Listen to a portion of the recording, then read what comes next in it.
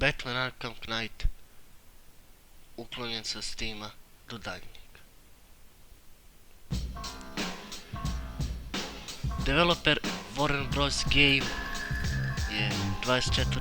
uveče na večer objavio da će da ukloni igricu Batman Arkham Knight sa Steama zbog loše optimizacije i lošeg PC porta.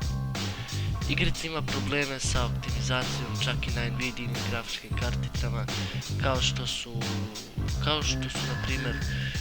što ima i na AMD-ovim grafičkim karticama.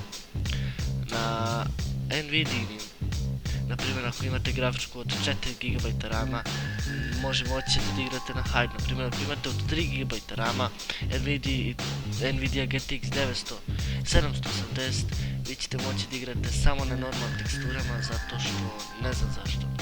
Oni su rekli da će sve bugove moguće u igrici da poprave, lošu optimizaciju, sve loše u igrici da će da poprave. Zato su kao i uklonili sa Steama. Igrica isto ima problema sa lokovanjem frame-ova, znači igrica se zaključa na 30 frame-ova i na koju god konfiguraciju, nekome ne, nekome da. Jako je loše optimizovana, ima puno frame dropova i ja se nadam da će to što je brže moguće da poprave, da svi ljudi mogu da uživaju. Uživajte u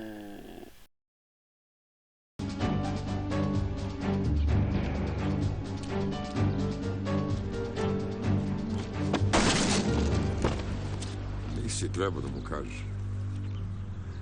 Nismo se dogovorili.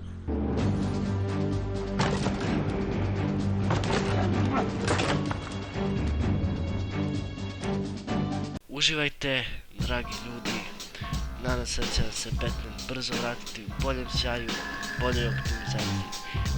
Sve bolje, ništa lošije.